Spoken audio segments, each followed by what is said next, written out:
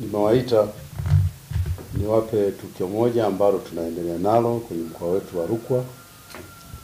Hili ni tukio la mauaji lililosababisha sasa tuwakamate mkuu wa shule pamoja na walinzi wawili wa shule ambapo wanatuhumiwa kumuua mwanafunzi wa kidato cha 4 shule ya sekondari Kagwa anayeitwa Novatus Mgeni mwenye miaka 15.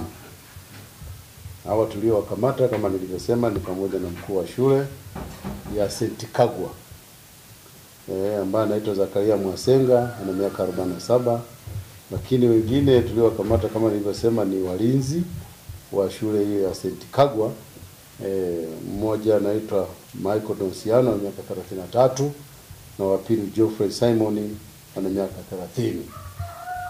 Hawa ni kwamba tarehe 23 mwezi wa 3 2025 majira ya saa 8 usiku watuhumiwa hawa waliwashambulia wanafunzi watatu kwa kuwapiga na waya wa umeme.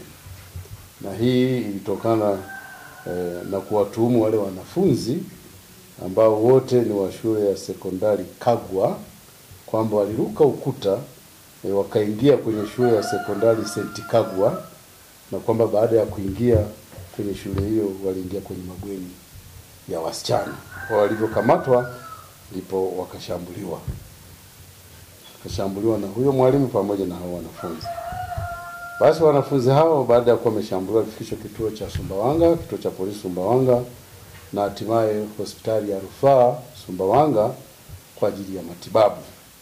Wanafunzi wawili walitibiwa na kuruhusiwa, lakini huyu Novatus yeye hali yake iliendelea kuwa mbaya na hivyo akahamishiwa hospitali ya rufaa ya Kanda kule Mbeya ambako alifariki akiwa anapatiwa matibabu. Kwa hivyo tunalo tukio hilo la mauaji. Watu hao tunaendelea kuwashikilia wakati tunakamilisha upelelezi wetu.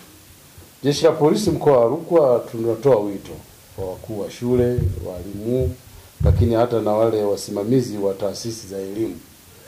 Pale mwanafunzi anapokiuka taratibu za shule, basi watoe adhabu. Kama kuna lazima kutoa adhabu, watoe adhabu kwa mujibu wa taratibu zilizotolewa na Wizara ya Elimu. Wito wetu ni huo. Waandishi, nawashukuru sana.